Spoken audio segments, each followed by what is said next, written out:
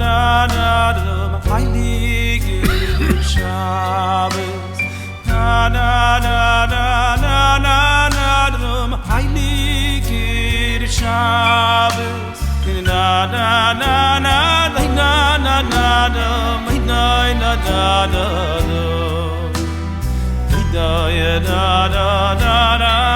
na ahoy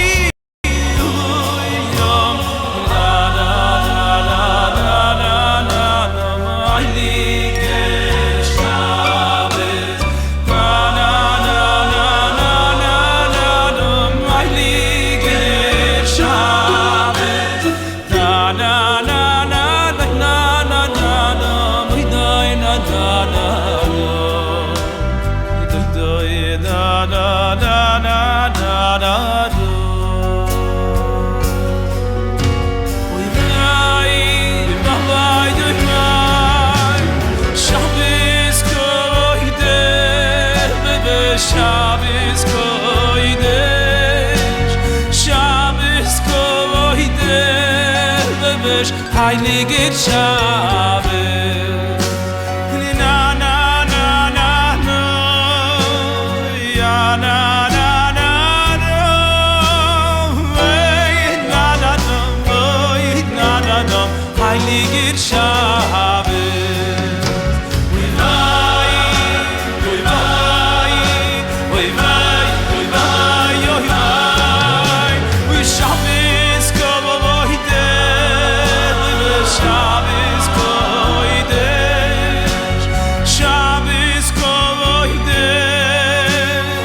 heilige Shabbat tini na na na na no tini na na na na no hey na na no heilige Shabbat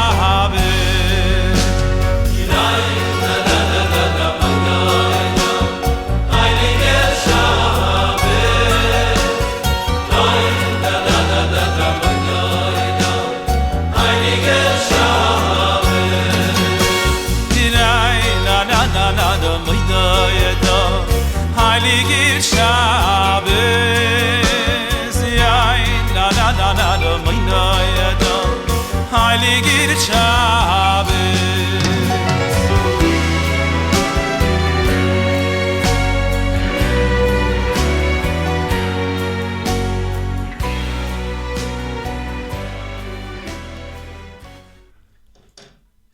Shalom, my dear friends.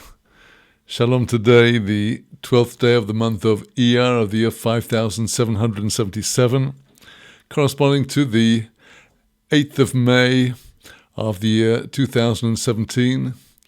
And today, once again, we have some profound and beautiful teachings to look at in the Holy Sefer Iyov, the book of Job. So without further ado, let us turn today to our studies.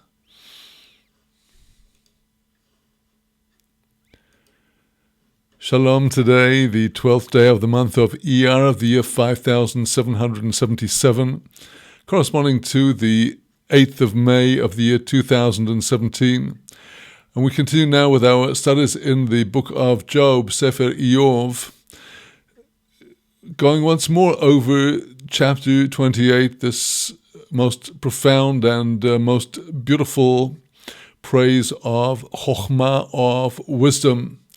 And let us today look at the way that the Aramaic Targum of Yonatan ben Uziel, who was of the school of Hillel, one of the most outstanding students of Hillel at the end of the Second Temple period, and with him the commentary of the king of all of the biblical commentators, Rashi, following on from our discussion yesterday of the text according to the more simple explanation of the commentary of the Mitzudat David. So let us now look at how Rashi both supplements and indeed expands on the simple level of interpretation of the Mitzudat David with his interpretation, which is both allegorical and based upon the sources in the Chazal, in the works of our sages in the Talmud and the Midrash, and we shall see that indeed Rashi was privy to Kabbalistic knowledge. He was aware of the Sefer Yetzirah, the first of all of the Kabbalistic works attributed to our father Abraham, which Rashi makes reference to twice in his commentary on this chapter, as we shall see later on. So let's now go into the way that Rashi explains the verses of chapter 28. There is a place of extraction for silver and a place for where gold is poured out. It's smelted out of the rock. And here Rashi begins his commentary on this section by explaining where Job is coming from in offering these teachings. Ki yesh la kesef motzo, there is a source for silver. Says Rashi, Gam zeh tam ache le devara hirishon. Here is another reason for Job's first word above in chapter 27, verse 6. She'oma betzidkosi echzakti, where Job said that I have held onto my righteousness. And he's now going to explain why Job was motivated to hold on to the path of righteousness despite his complaints about the apparent injustice of the way that the righteous suffer while the wicked have it good. Kiloma ehi rosho. Why, says Job, and this is the implication of his words in this chapter, why should we be wicked? Im bishvil kesef v'zehov, lakol yosh moitzav asof. If it is to acquire silver and gold that I would even think to be wicked, as the verse now says, everything has its origin, everything comes to an end. Avol hachochmo me'ayin tovo. But wisdom from out of nothingness does it come? It comes out of a source that is entirely above and beyond. As Eov says in verse 20 of this chapter, Zeh sof aparasha, that is the end of the portion. That's where it's all leading up to, that wisdom is endless and of eternal value. V'hi yekora mikol, wisdom is more precious than everything. Al kein kol yomai nosati libi oleo lilmod. And that is why all of my days have I set my heart upon her to learn. And then Rashi continues with a more simple explanation of the coming verses, that there is a place for silver and for gold, for iron coming out of the earth, and for the stone that brings forth bronze. So Rashi says on verse 2, there's a stone that will pour forth bronze or copper. Out of the mountain shall the craftsman hew forth and extract the copper. So thus we see that there is a beginning and an end to everything.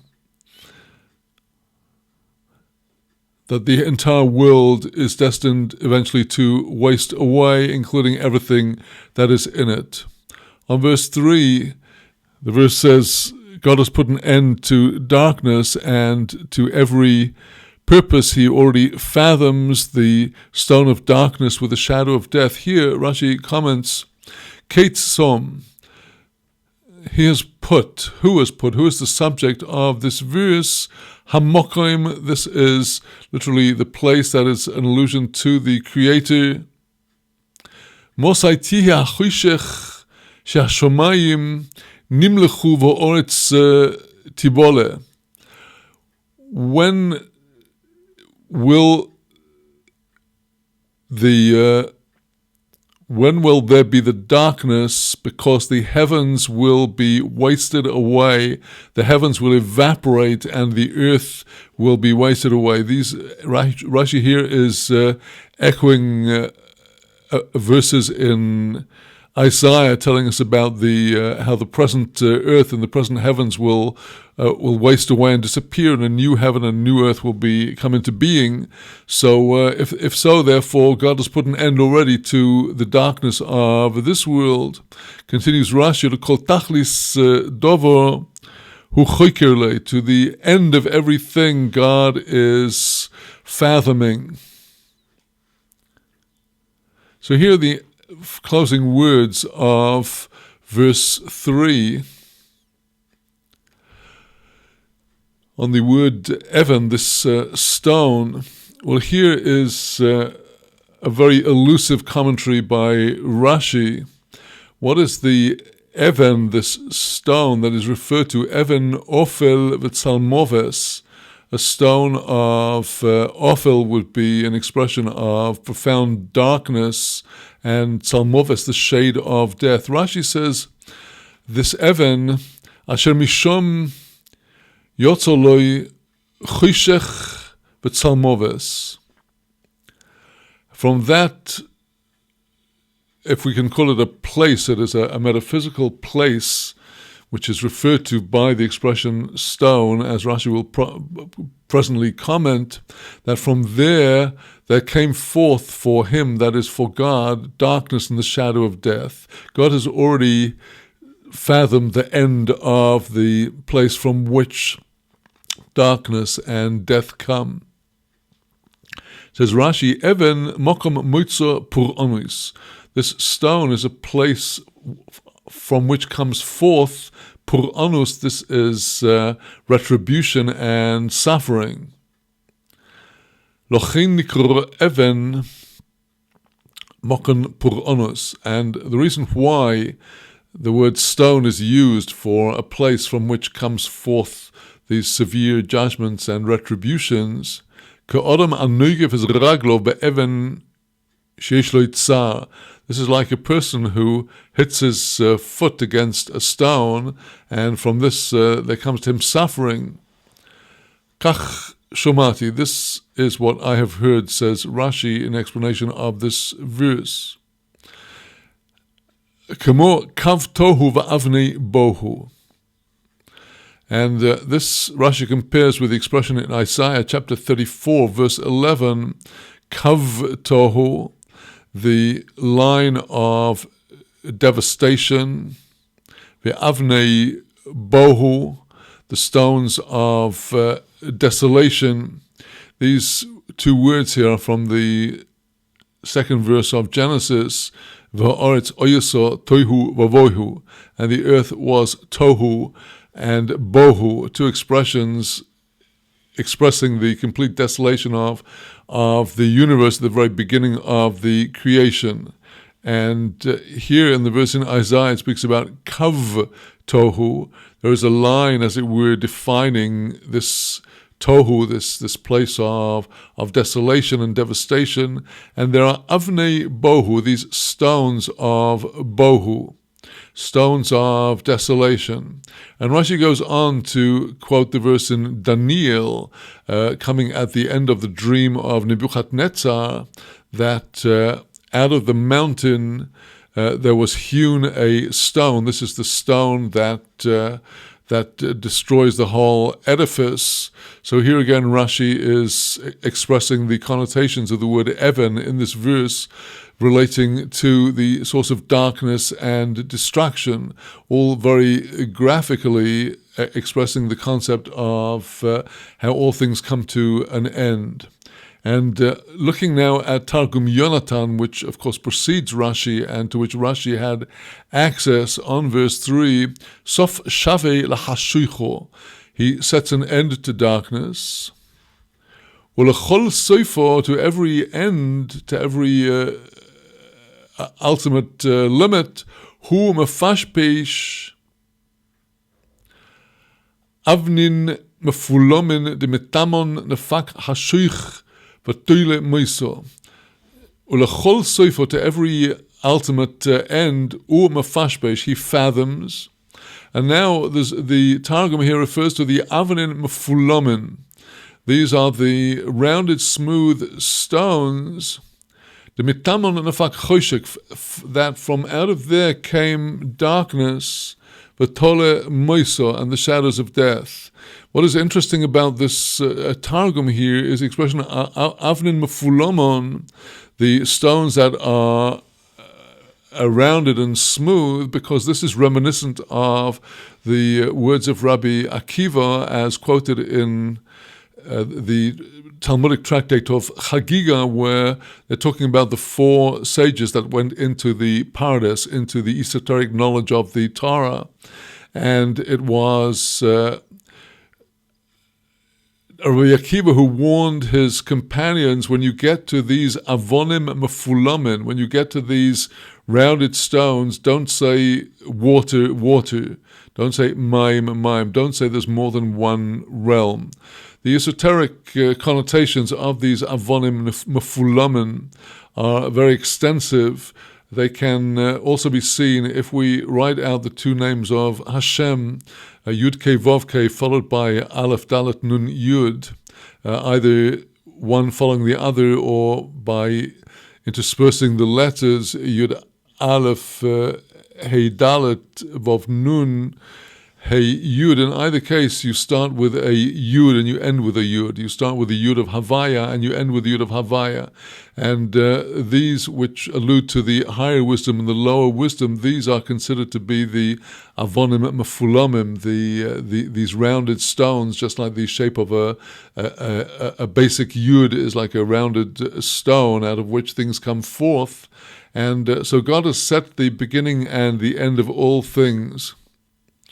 Well, now, going back to Rashi on verse 4, that a river has burst forth, Rashi already sees this river as not in the way that Metzudat David saw it, as we saw yesterday in his commentary. Metzudat David takes this concept of the river breaking forth as a literal river, which is part of Job's metaphor of how even a river that was once flowing strongly with people being able to draw the waters, it disappears and they are no longer able to get those waters. But Rashi interprets this river as being the river of retribution, al Sodom Amoro nachle ish v'gofris. It was upon Sodom and Gomorrah in the time of Abraham that there came forth rivers of fire and of sulfur. So here we do see the concept of the all things coming to an end present in the idea of a whole civilization being engulfed by volcanic lava, just as Pompeii was, and as seemingly Sodom and these other cities were engulfed by this volcanic lava, and the entire civilization came to an end. This comes forth very much from Rashi's words here. And Rashi also interprets the phrase Me'im Gor in the Hebrew of where the river comes forth from, Mimokim Shu Noveh V'Nigor, from the place where the river, but in this case the river of fire and sulfur comes forth, which is presumably that stone referred to in the previous verse, Even Oifel V'Tzalmoves, the stone of darkness and the shadow of death. It came and engulfed the whole city, the whole place of Sodom. And now, continuing in his commentary on verse 4, on the phrase Anishkochem mini rogel, they are forgotten from the foot of man. Well, here Rashi in his comment echoes the well-known midrash Hanishkochem mini regel, that the people of Sodom, their town and their area, forgot altogether the foot of any passers-by. Elu Anshe Sodom, these are referring to the men of Sodom, Sheshichachu Toiras Ragle Olchim Me'asom. They caused to be forgotten the teaching of the importance of the legs, the feet, the footsteps of the visitors. They made this forgotten altogether me'artzam from their land. Shehoyu mashkivim ha'oreach b'mito, because they used to make the visitor lie down on a bed. Im hoya oroich yoise mekat in raglov. If he was too long, they would cut off his feet to make him fit the bed. If he was too short, they would stretch him out to fit the bed. That is set forth in the Agadah of the Talmud Sanhedrin, Bavli Daf Kuftes Amud Beis.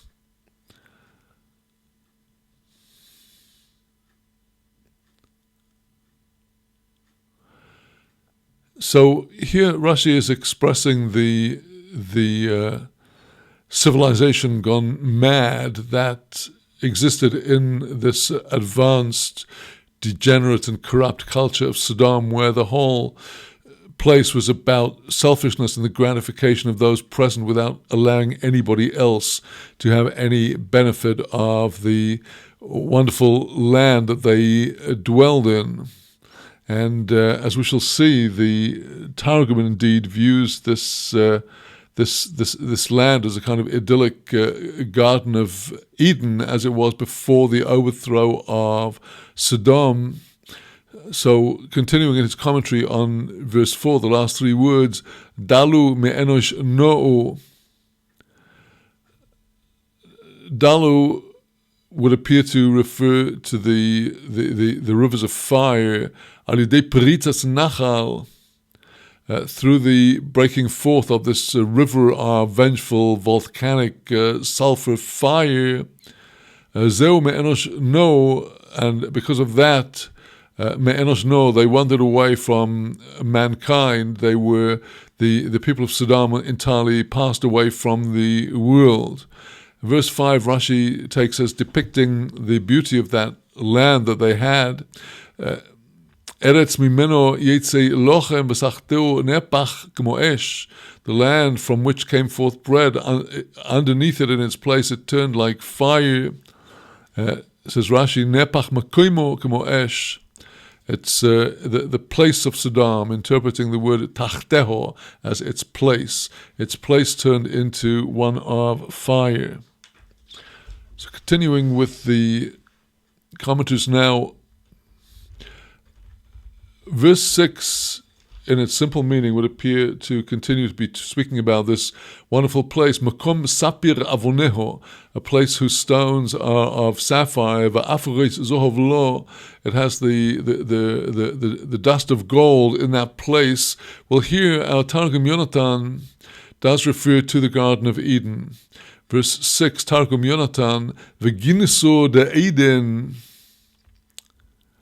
This is the Garden of Eden, the Asar, the Shavzizo, Avnoho. This is a place where Avnoho, her stones, are Shavzizo, which would be the translation of sapphire, the sapphire. Ve'afrurin de dahavole, it has the dust of gold. So clearly, Targum Yonatan is here alluding to the esoteric meaning of this, and already alluding to there being a far deeper mystery beneath all of this. The very beautiful verses ensuing, verse 7, Nosiv lo yedo oyit v'lo shezofatu ein ayo. This pathway that no bird of prey ever knew, nor did the eye of the bird known as the ayo bird ever set upon it. Says Rashi, lo yoda oy ayit, no bird of prey knew it. Lo over alein chayil shel listin. This was a civilization that never suffered from their passing through them a band of robbers. V'lo shezofatu ein ayo, nor did there alight upon it the eye of the ayo bird. Because the ayo bird mentioned in Leviticus in the list of the unclean birds, and also in the parallel list in Deuteronomy, because she sees more than other birds, Velokach nikreis ro'o. That's where she's also called ro'o in the two versions of the 24 unclean species of birds in Leviticus and Deuteronomy. In one place this bird is called the ayo, and the other place is called the ro'o. Shehi oimedes bevovel, because she standing in Babylon, v'roya nevinus be'eretz Yisrael, she can see the carrion meat away in Israel, 1,000 kilometers away. Kach mefurish ba'agadas chulin. This is what it says in the Agadah of Babylonian Talmud Chulin, Daf Samach Gimel Amud Bes. That is to say, says Rashi, that no spies were able to spy out this land. Such was the degree of great security. Continuing then with verse 8.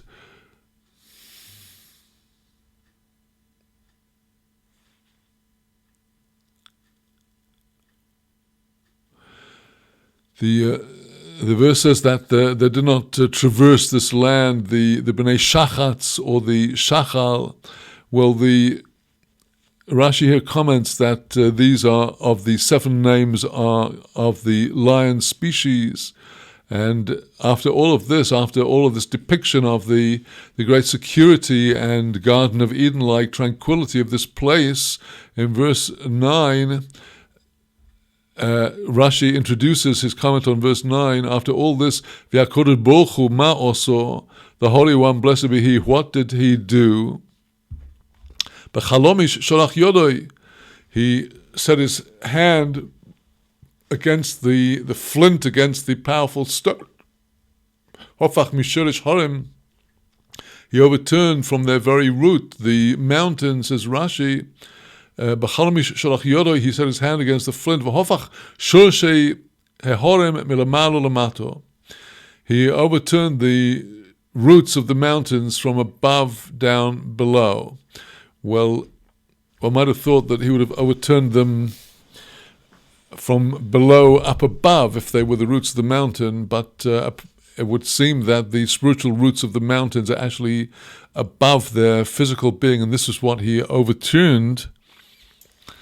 So now continuing with verse 10, Batsuros yo'orim bikea v'chol yoko raso enoi. Batsuros yo'orim bikea, in the rocks, bikea He caused to burst through the rivers, v'chol yoko raso enoi, and everything glorious did His eye see. The Targum here gives a relatively literal translation, but let's look at Rashi. Betzuras yo'orim bikea, He caused the rivers to flow forth from the rocks. Chayzer l'tchilas inyonoi she'oma kilakol davar yesh moitzo. Here Job is returning to the beginning of the subject as he opened at the beginning of this section, that everything has its source, as we saw from verse 1. Uvetzuros bikam lemoitzo hayorim, through the causing the tearing the rocks asunder, that was the source of the rivers. Here he would not appear to be talking about the rivers of sulfur engulfing Sodom, but rather the waters, as is evident seemingly from the continuation. Kol yoker rasa eno, everything precious did His eye see. Mehechon yetzel abriyos, God already saw every precious thing. Where is the source from which it will come forth to His creations? Just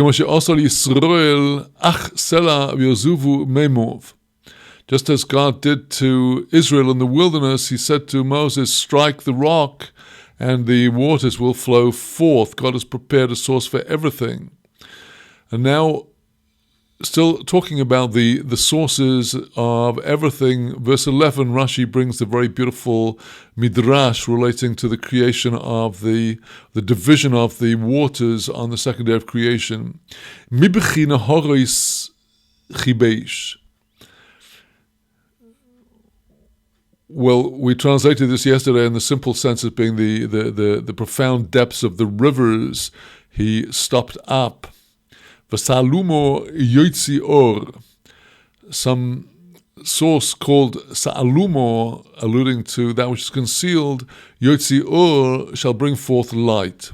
So here Rashi on this comment, on this verse 11, Mibechi Nahoris Chibesh, interprets the word according to the Midrash, Mibechi, from the weeping. Says Rashi, Bevrias Oilom, at the time of the creation of the universe, when the lower waters wept because they were separated from the upper waters and seemingly they were of a lower level and status. Bechi kemoi nivchimayim. So here the word bechi in mi bechi, from the bechi, from the weeping, as we have later on, nivchei yom in chapter 38, verse 16. What did God do? Chibesh, kamo vayachavosh es chamoro.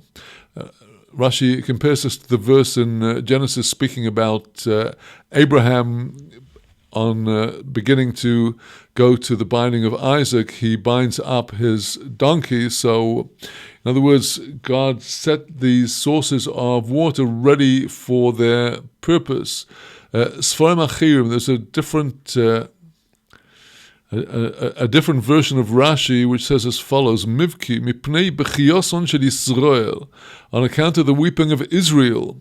Shehayu boichin lemor man nishte. Israel in the wilderness, after the crossing the Red Sea, they were crying, saying, "What shall we drink?" Exodus chapter 15, verse 24. Chibesh v'tikein lohem naharei mayim min hasela. God prepared, He bound up and set ready for use the rivers of water from the rock. V'yachavush lohem. So Rashi takes this expression in Leviticus chapter 8:13, speaking about the priests winding their turbans around them. Metargum v'askin. There the Targum translate that word vayachavosh. Askin, prepares or sets in proper order, and that is just Rashi's proof text for this interpretation of the word chibesh. He prepared the rivers, both at the time of creation and also for Israel in the wilderness. And now Rashi on this expression, Sa'alumo yitzi or, this place Ta'alumo, brings forth light, says Rashi, Chalon yesh barukia ushmoi Ta'alumo. There is a window in the firmament. A window in this sense would be any a hole, as it were, through which light shines through. There is a window in the firmament, Ushmoi Ta'alumo. Its name is Ta'alumo. Mishom Teolodois Hashemesh Tkufosoi.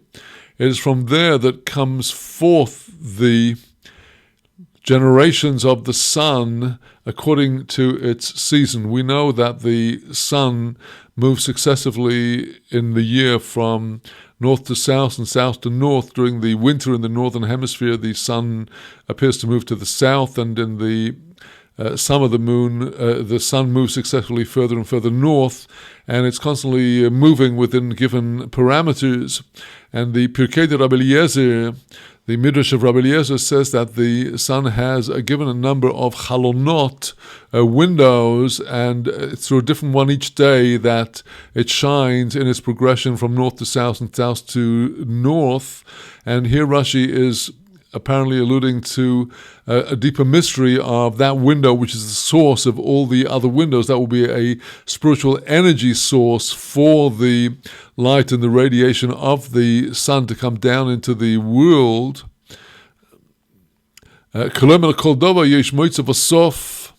That is to say, Rashi now summarizing the argument of Job so far, he says, L'kol dover yesh moitzav osof, everything has a source and it comes to its end. רק לחוכמו לא ימוצא לו, אלא מפיו. It's only wisdom that has no source except from his mouth, the mouth of God. V'lo sof, wisdom has no end.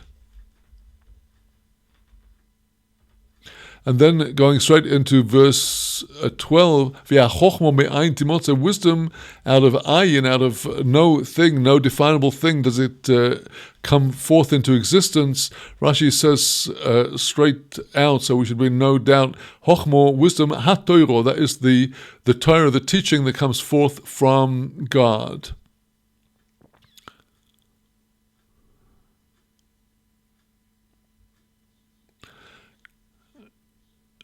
And then in the coming verses, the very beautiful verses, Job says, no man knows the value of wisdom, and it is not to be found in the land of the living. A very interesting phrase. If wisdom is not to be found in the land of the living, then where is it to be found? Well, the Masudat David interprets the land of the living, referring to the material world of living creatures, living physical beings, animals, and other physical creations. Rashi looks at it in a different way. Verse 13, Be'eretz hachayim, it cannot be found in the land of the living. B'mi shemachaya, it cannot be found. The wisdom does not dwell in the person who's busy with his physical sustenance. Ela b'mi shemeimis atzmoi oleho, but wisdom is to be found in a person that kills himself for her. B'yegio uvir'avoin, through effort and self-enforced hunger, be it the hunger of poverty or fasting. Rashi here expresses what is the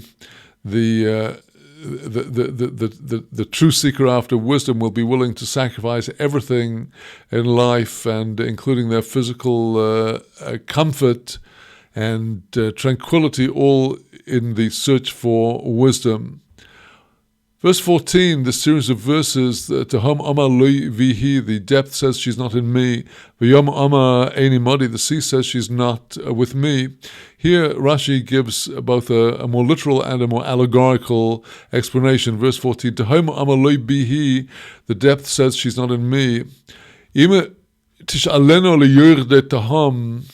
you will ask those who go down into the depths of the sea, those who are engaged in seeking the source of pearls, these deep sea divers, the source of gold and silver, from the place that is in the very depths of the earth. They will tell you she's not with me. Any baki b'hoiro, I am no expert in giving Torah teachings and rulings. The people that are engaged in the search for material wealth in this world, be it under the earth or under the sea, they will not attain it. The verse continues, V'yom Omar Eini Modi, the sea says she's not with me, says Rashi, V'yodei ayom l'schoiro, those who go down out to sea for commercial reasons with their merchandise. Yom l'chol lo yemodi chochmo, they will tell you also, wisdom is not to be found with me. Lomo, why? Because they are not able to purchase it like other merchandise, to give of their wealth for the price of wisdom. So that is a more literal explanation of the verse, but then Rashi brings the allegorical, Agadic interpretation. In the Agadah, we find the time of the giving of the Torah, there came the Satan in front of the Holy One, blessed be He. Eichon Torah, the Satan said to the Creator, where is the Torah? Amaloi Etzel ben Amram, God said to the Satan, well, it's with the son of Amram, Moshe Rabbeinu. Bolo Etzel Moshe, the Satan came to Moses, Amalo Eichan Torah, the Satan said to Moses, where is the Torah? Etzel Yom, it's by the sea, it's with the sea, said Moses. Bolo Etzel Yom, Amalo Eichan Torah, the Satan came to the sea, said, where is the Torah? Lo bihi, not in me, said the sea. Lech Etzel ben Amram, go to the son of Amram. Bolo Etzel ben Amram, the Satan comes back to Moses. Amaloi Eichan Torah, he said to him, where is the Torah? Etzel Tahom, said Moses, it's with the depths. Bolo Etzel Tahom, the Satan goes down to the very depth. Amaloi Eichan Torah, he says to the depth, where is the Torah? Amaloi Eini Modi, the depth says to the Satan, it's not with me. Lech Etzel ben Amram, go to the son of Amram. Bolo Etzel ben Amram, Amaloi Eichan Torah, he came to Ben Amram, he says, where is the Torah? Etzel HaKadosh Baruch Hu, it's with God. V'zeu shama, so this is alluded to in these words in our section. Tehom Oma Loi Bi, the depth says that it's not with me. Yam Oma Eini Modi, and the sea said it's not with me. This is in the Talmud Bavli Shabbos, Daf Peites, folio 89 on the A side of the folio. So the coming verses say that there's no comparison between the Torah and the value of wisdom in any material thing.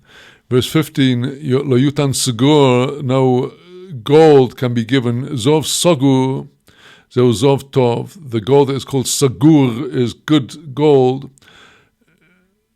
Shebeshah sheniftach kol hachanuyos shel zov nisgoros. For when they open up this gold to put it on sale, all of the other stores selling gold all close because nobody will be interested because the tremendous value of this special gold that causes all the others to close up. Rashi in the verse 16 tells us, the wisdom cannot be praised by comparison with the kesem, the fine gold of Ophir. Rashi tells us here the meaning of the unusual Hebrew word tesula, loy tishtabach, she shall not be praised. This is the same as in the verse in Psalms 68 verse 5, give praise to the rider on the heavens. One who praises wisdom to say she is important, just like the fine gold of Ophir, or like expensive diamond. This is no praise to wisdom. He also refers to an expression in Lamentations, chapter 4, verse 2, speaking about the noble children of Judah who were praised like fine gold, now being cast out into the streets. So despite all of the preciousness of these various different fine metals and diamonds and precious stones, wisdom overcomes all of them in its value. Well, on verse 18, Romus v'govish lo yizocher u'meshech chochma mipninim. Romus v'govish, these are precious corals and stones coming out of the sea. And meshech chochma mipninim, the value of wisdom is more than pninim of pearls. The Targum gives a basic translation of this verse, but he then gives a second translation, which is somewhat more elusive. Leis efshar de sishtachach bekiluso Elohein b'yokro. It's not possible for wisdom to be found bekiluso in an easy way, only b'yokro in a heavy and expensive way. Ech da'avo, just like gold. Uman de lo yinteruno, a vessel that one does not guard, oslo mitabro, it goes and gets broken. Ech zegugiso, just like crystal. Uferug agro le'amode ase, mone pezozayo. Perug agro, the exchange of the reward for wisdom, le'amode ase, in the world to come. Mone pezozayo, it could be one would have to give gold, money to Fozazayo. These are golden vessels of finest gold, all expressing the wisdom, the value of wisdom in the world to come. Going on now to verse 20. Again, the repetition of the idea, where does wisdom come from? What is the place of Bino, understanding? Again, emphasizing the complete transcendence of wisdom and understanding over all other things in the world. Verse 21,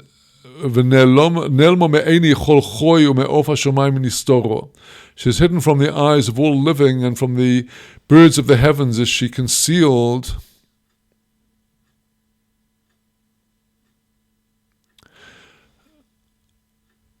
Says Rashi, these birds, who are they? The birds of the heavens, or the flying creatures of the heavens. Malachim ama'oifofim, these are the angels that are flying in the heavens. Verse 22, Avadoin v'moves amru ba'oznenu shomanu shimeo. Avodim, the place of complete loss and destruction. Moves, death. They have said, ba'oznenu shomanu shimeo, with our ears we've heard her fame. Says Rashi now again gives some very suggestive explanations of this verse. Verse 22, Avodon v'movis amru, the Avodon, loss and death, they have said, Hama'abdin umemisin atzmon oleo, those who destroy and kill themselves for the sake of the Torah through their exertions. Amru ba'oznenu shemanu, they say, with our ears we have heard Shim'o, the fame of the Torah. Shehayogea bo miskemes bo, it is through the person that labors in the Torah. With that person does the Torah endure. V'yesh omrim, now another explanation said by others brings Rashi, Ka'asher ba'agoda asher pirashti l'malo, as in the Agadah that I set forth above on verse 14, Shebo ha'soten lifnei ha'mokom, when the Satan came before God at the time of the giving the Torah, Amaloi eichan Torah, and he said, where's the Torah? V'hainu dichsiv, so linking in with this is what is written here in our verse, Avodan v'moves amru. It's destruction and death, they have said. That is the Satan who says, Ba'oznenu shomanu shim'o. With our ears we heard the fame of the Torah, Kshenitn lo Israel, when it was given to Israel. Aval, but, says Rashi, introducing verse 23, and now here we shall see this most fascinating comment of Rashi indicating his acquaintance with the Sefer Yetzirah. Verse 23, Elohim evin darko, God understood her way. Vehu yoda es makomo, he knew all along her place. Says Rashi here on this verse, Elohim hevin darko v'hu yodas makomo sheyoidea u eichon shoiro. God knows where the Torah dwells. V'gam yishabchu v'yoimru lo, and also they shall praise her and say to her, to wisdom, ki Elohim hevin darko, where it says God understood her pathway, nistakel bo uboro es ha'olam, he looked into the Torah and created the world, ba'oisi yoiseho, kesidrom, umishkolon, Yotzar kol hayitzurim. Through her letters, the letters of the formula that makes up the extended name of God in the 5 books of Moses, the Torah, through all of these letters, according to their order, umishkolon, according to their weight, that is to say, their value numerically and in terms of their power of creation, through this, Yotzar kol hayitzurim, God formed all of the creations that were fashioned by him, ka'asher kosuv besoid sefer yitziro, as is written in the sod, the secret work of the Sefer Yitziro, which clearly Rashi had knowledge of. And we shall see a further comment to the same effect a little further down. Verse 24, for he looks to the ends of the earth and he sees under all of the heavens. Says Rashi, what does he see? He saw all the needs of their creations, all the creations of the heavens and earth. He saw, as the verse continues, in verse 25, to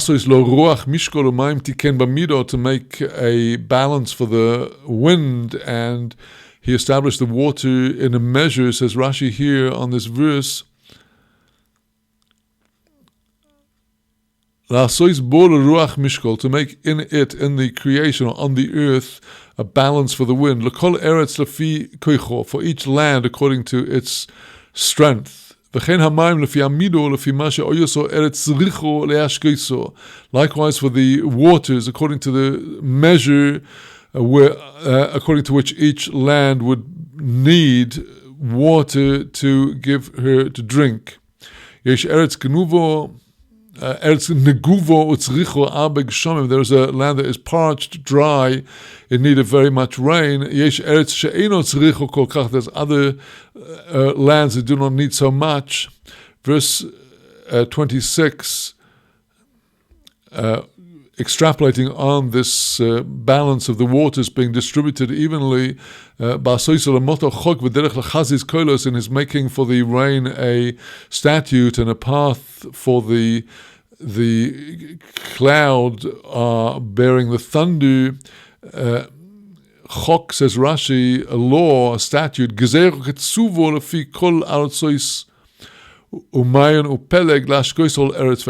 he made a law, a decree that has a fixed budget according to all of the different lands, and there is a spring and a wellspring and a special division of the waters, a river to give drink to each and every land. Derech l'chazis kolos, a way, a path for the cloud of the thunder. Be'asoisa derech l'kol ha'chazizim shelo yetzu shnei kolos. He made a way for all of the clouds that there should never come two thunderclaps forth. Derech nekev echod, out of one aperture, one hole, pen yachri v'sa'olam, because if there are more than one thunderclap, if more than one were joined together, this could destroy the whole world. And now let us follow through Rashi's explanation on these very final, beautiful verses of this chapter. Ozro v'yisapro, he saw the Torah, v'yisapro, he counted her, hechino, he prepared her, v'gam chakoro, and he fathomed her. Vayomer le'odam en yiras Adonai I chochma v'sur meiro bino, and he says to Adam, to man, indeed, yiras Adonai, the fear of God, I chochma, that is your wisdom. V'sur meiro bino, turning aside from wickedness, that is true understanding. Says Rashi here on this verse, oz ro'o, ro'o oiso, he saw the Torah. V'nistakel bo, he looked into her. Uva'atsoso oso hakol, through her counsel he did everything. That is not to say that the Torah is separate from the Holy One, blessed be He. The Torah is the Holy One, blessed be He. It's like one saying, well, I looked into my mind, I looked into my heart. In this way, the Almighty looked into His wisdom, this primordial wisdom of the Torah, and through the counsel of that wisdom, which is all one in unity with Him, through this counsel He made everything. V'yisapro. Sofar oiseiseho, He counted her letters. Kefulois, upshutois, the doubled letters, the simple letters, the 7 doubled letters, Bet Gimel Dalet Chof Pei Resh Taf, the 12 pshutois, the 12 simple letters of the Aleph Bet, Rishonois, Ve'emsois, Ve'aroinois. In each and every verse, one can darshan the initial letters of the words of the verse, the emtsoyos, the middle letters of the words of the verse, achroinos, the end letters of the words of the verse. Emes, hu chaysomo shel HaKadosh Baruch Hu, truth is the seal of the Holy One, blessed be He. Truth, the word emet being made up of the aleph, the first word of aleph bet, the mem, the middle letter, the taf, the last letter, the beginning, the middle, and the end. V'chein b'shor sdorim bora kol dova v'dova b'oisis alolu. So with all of the other orders of creation, He created each and everything with these letters. V'hakol mefurish b'sod Sefer Yetzirah, it is all set forth in the secret of the Sefer Yetzirah, again a reference to this first Kabbalistic work. Hechino zimno liyetzirah, He prepared the Torah for Yetzirah, for the formation of the world. Hein yiras Adonai hi chochmo, indeed the fear of God, this is wisdom. The one is necessary for the other. Fear and wisdom are both mutually dependent upon one another, and wisdom has no beauty if it is without the fear of God. And in our coming section, we will then turn to the commentary of Ramban, Rabbi Moshe ben Nachmanides, who brings forth the esoteric illusions of this section. So my dear friends, with that, we now come to the end of our Nach studies for today, and we shall take a brief interval, after which we'll come to our studies of the Mishnah.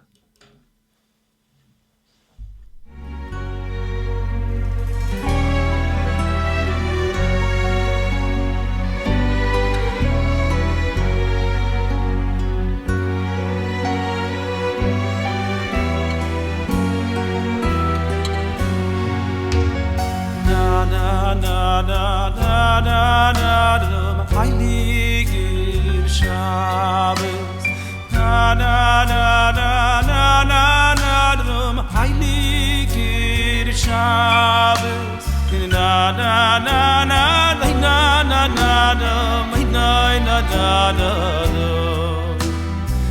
na, ya na na na na, na na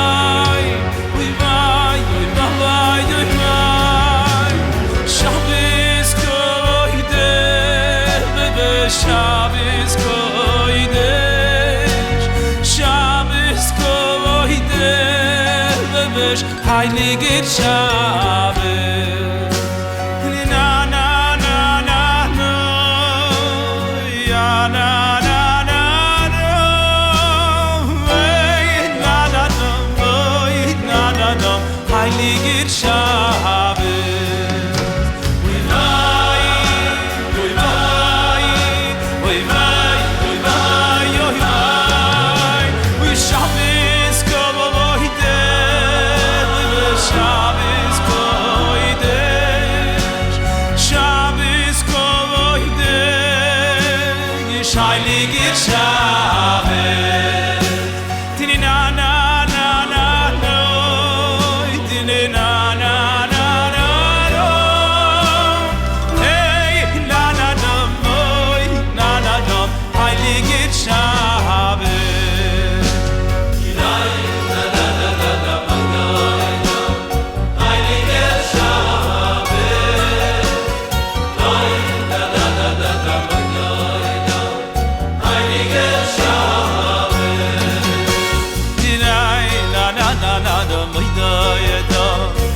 Heiliger Shabbat, yain na na na na na moina yadam. Heiliger Shabbat.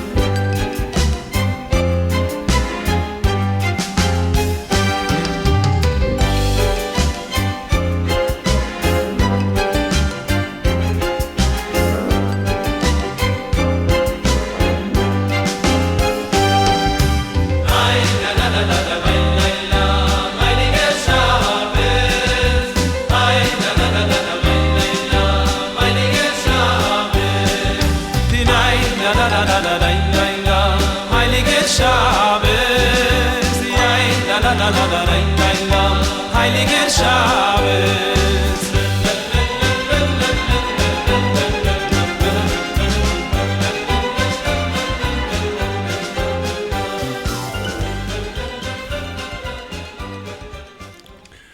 Shalom, my dear friends. Shalom. Quite an overwhelming study, I think, in Sefer Iyov today, in these sublime passages. So we now come to supplement the study of the Mikra, the holy words of the Tanakh, now with the Torah Sheba'al Peh, the oral Torah, coming back to Mishnah Shabbat. Shalom, today, the 12th day of the month of Iyar of the year 5777, corresponding to the 8th of May of the year 2017. And we continue now with our studies of Tractate Shabbat, Mishnah Shabbat, in chapter 13, which from the outset began speaking about the manufacture of fabrics and the various mlachot, the labors involved in this. And continue now from Mishnah Dalet, the fourth Mishnah, we come to a number of other malachot that are enumerated in the 39 labors, all to do with threads which are being prepared for use in sewing. Shiur amalabein, what is the minimal quantity of malaben, somebody who is bleaching, whitening wool, ready for putting dye onto it? V'hamanapetz, another of the labors involved in preparing threads is menapetz, where the threads, be it of linen or of wool, are combed in order to separate the fibers ready for spinning. Vehatsoivea, a person is actually coloring, applying a dye to the fabric. Vahatoive, likewise, the spinning of the threads. Kimaloi roichav asit kofel. The measure in all of these cases is defined as the full breadth of the seat measure doubled over. So the seat is the name given by our sages for the distance between the index finger and the middle finger when they are both stretched apart to the maximum possible. This measure is called the seat measure. And the seat measure, when it's doubled, is actually the same as the distance between the index finger and the thumb when they are stretched as far apart as possible. So it's one of the wonders of the design of the human body that we do find correspondences between the measures of the different limbs, and these have become employed as the measures for halachic purpose in our Mishnah, just as we see in the Torah itself the concept of the tefach, the hand breadth, and the amor, the distance from the end of the middle finger to the elbow. So in all of these cases, our Mishnah is interested in our knowing how little would a person have to do of any of these labors of bleaching or combing or dyeing or spinning. And the answer is that if the amount of thread was just so much as the double seat measure, then the person would be liable to violation of the malacha were done on the Shabbat unwittingly, requiring a sin offering. And continuing in Mishnah 4, Va'oireg shnei chutin shiura k'molei hasit. Likewise, when a person is spinning two threads, the measure is likewise the breadth of the seat, the distance between the end of the index finger and the end of the middle finger. In the previous, the first Mishnah of this chapter, Rabbi Eliezer said that a person would have to, if they were starting off the fabric, have to weave 3 threads, and if it was on a pre-existing fabric, only 1. The other rabbi said it's 2 threads either way. We need to know what is the breadth of the fabric that is being woven, and here our Mishnah is telling us that the minimal measure to be called the malacha, the labor of weaving, would be to be weaving a fabric the breadth of the seat measure. Well, now we come to a different malacha, and this is the malacha of known as tzad, trapping some animal or bird. And this was one of the malachot that was required in the construction of the sanctuary, both to trap the animals whose skins were used for the sanctuary ceilings, and also for trapping the chilazon snails that were used for the techelet dye blue in the temple and priestly garment fabrics. So now discussing what is the definition of trapping some animal. Rabbi Yehuda Omer, Hatzod tzipor lemigdol utzvi levayis chayov. Rabbi Judah says, Hatzod tzipor lemigdol, if somebody traps a bird into a closet, the term migdal literally is translated as a tower, but in this context and throughout the Mishnah, it's used as a closet. If the person is going to trap the bird into a closet, the bird is, according to Rabbi Judah, full and truly trapped. Utzvi labayis, if it was a deer and the person chased the deer into the house, that deer is said to be already trapped, and the person, if they did this on the Shabbat, they will be liable to a sin offering. This is a violation of the labor of trapping. V'chachomim omrim, the other sages say, tzipor lamigdol, we agree with you, Rabbi Judah, if it's a bird that is into a small contained area of a closet, that's one thing. With tzvi, if it's the case of the tzvi, the deer, levayis ulechotzer uleveivorim, it will be considered trapped if one enclose it either in the house itself or in the chatzer yard of the house.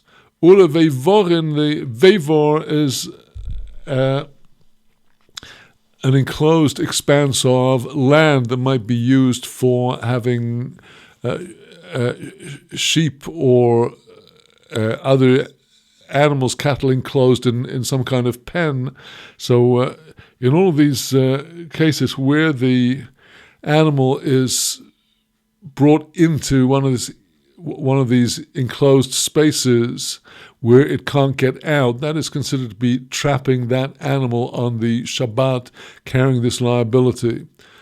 Rabban Shimon ben Gamliel Omer, Rabban Shimon ben Gamliel comes in to add to the words of the opinion of the sages, Lo kol ha-beivorin shaven. Not all of the beivar enclosed pens are equal. Some are larger, some are smaller.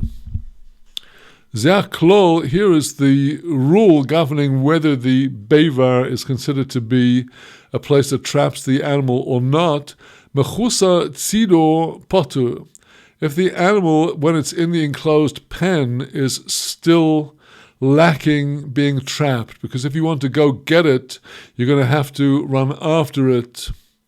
In that case, if the person put it into such an enclosure, they would be exempt from the liability of having transgressed the labor of trapping, because in a larger enclosure, that's not considered to be the animal being fully trapped. You've got to go after it still. If the enclosed area was such that the animal is not lacking in being trapped, if you can just stretch out for it and get a hold of it, then that is considered that this is an enclosure within which the animal is fully trapped. Chayov, the person who did that on the Shabbat, would be liable for transgressing the prohibition against trapping. So it all does depend upon the nature of the enclosed area into which the animal is being trapped, be it a house, be it the chatzer yard, be it a larger bivar, a larger enclosed pen where you'd have to chase after it, where it's not considered trapped, or if it was a smaller pen where certainly the animal is well and truly trapped. So now proceeding to the sixth Mishnah,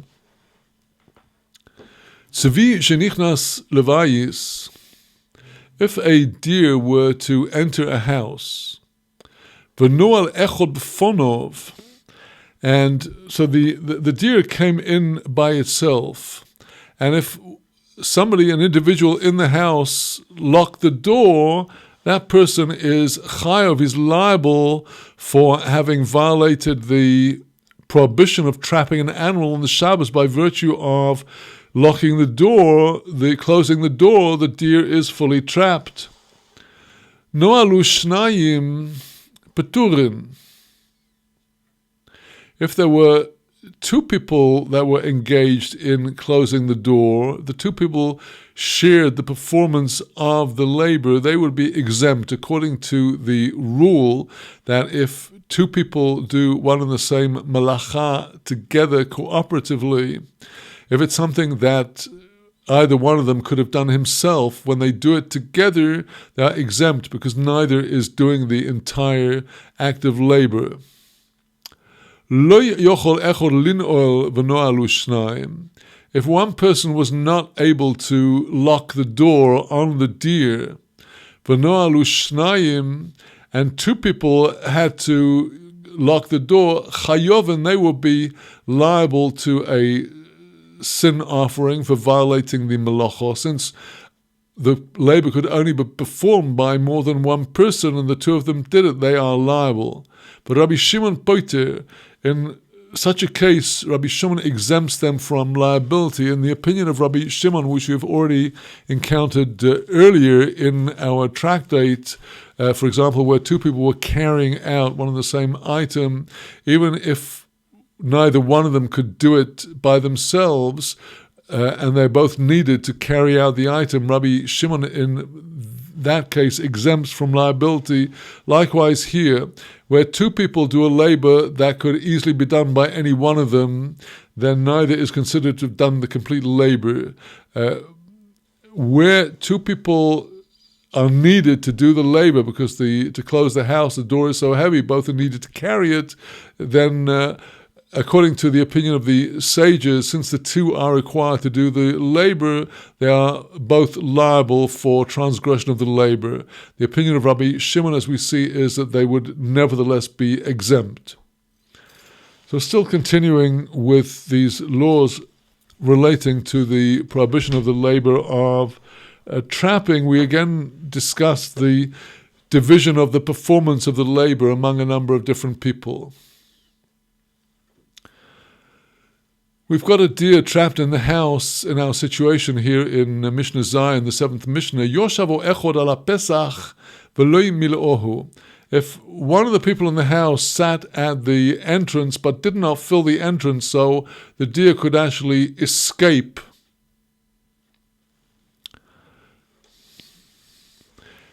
Yoshav Hasheni, and now there comes a second to sit next to that first person, umilo, and now the second one causes the exit to be filled.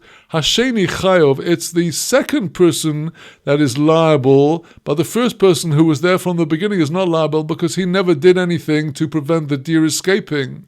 It's only when the second one sits there preventing the exit of the deer that it's the second one that is causing the action of the trapping of the deer, and the second one is therefore liable. Continuing with our Mishnah, Yoshav Rishon ala Pesach Milo. Now, if the first person came and sat in the entrance and actually filled the whole entrance, so he's already liable for having trapped the deer if the situation continues. Yoshav Rishon ala Pesach Milo. If the first one sat by the entrance and filled it, Uvo Hasheni v'Yoshvu b'tzidoi. The second person now comes and sits by the side of the first person. Even though the first one gets up and goes, the first one is liable, the second one is exempt.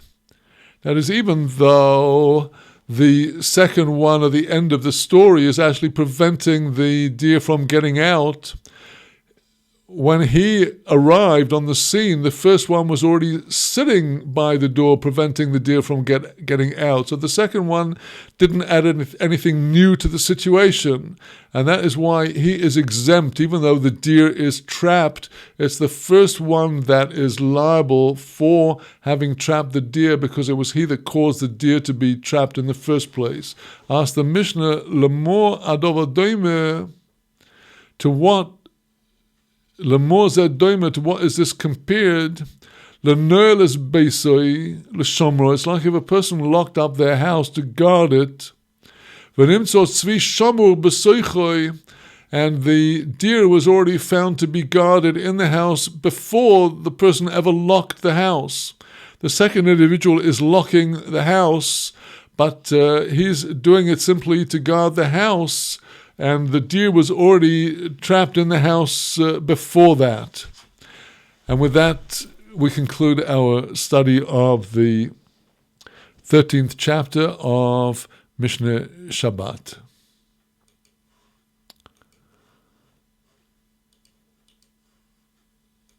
So with that, my dear friends, we come to the end of our Mishnah studies for today. And just before we do conclude with a few extra minutes we have before our normal scheduled time of conclusion, let me just remind you that this week there will be no Kollel classes on Wednesday, owing to my having some medical examinations and treatments. And with the help of God, the Kollel studies will resume on Thursday, when we shall be coming back to our last look at chapter 28 of Job, the words of Nachmanides Ramban on Job, and moving into chapter 14, the new chapter of Shabbat, which will deal with a special category of issues relating to the trapping of various kinds of different animals. And we are, thank God, making good progress both through this very extensive project of Job and through the very extensive project of Mishnah Shabbat. And I pray to God that we shall complete both projects to their conclusion and to be able to go forward with further studies.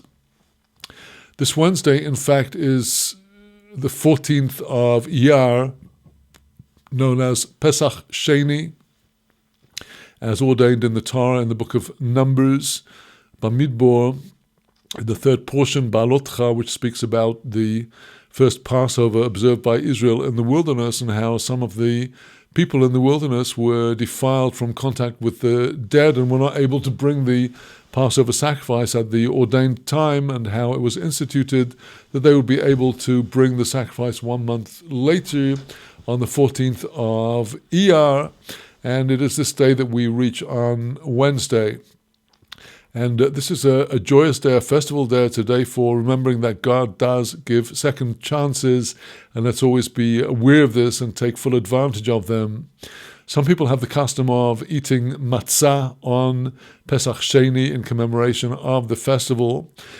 Those people who were unable to bring the Pesach sacrifice in the first Pesach, when they observed the Pesach Sheni, they had to bring the paschal lamb or goat to the temple, and it would be slaughtered on the afternoon of the 14th of Iyar, and they would make a Seder night celebration, a Pesach Seder night celebration on the night after the 14th. That is, on this year, Wednesday night would be the actual Seder at which the Korban Pesach, the Pesach sacrifice, would be consumed. So for that reason, the appropriate time to eat matzah this year would be on Wednesday evening, corresponding to the way that this would have been practiced in temple times. And we can certainly enjoy the spiritual flow that comes into the world on Pesach Sheni all the day, from Tuesday night all day Wednesday. So let's be aware that we have spiritual opportunities in every direction at the moment in this healing month of Iyar. May this month be a month of true healing for every individual that is in need of healing, and also for all of the sick and the weak of Israel. Refuah Shlema, Refuat HaNefesh, Refuat HaGuf, full healing, the healing of the soul and the healing of the body. With that, my dear friends, I would like to wish you shalom now from the holy city of Jerusalem, Yerushalayim, Ir HaKodesh, and look forward to being with you again on this coming Thursday. Shalom.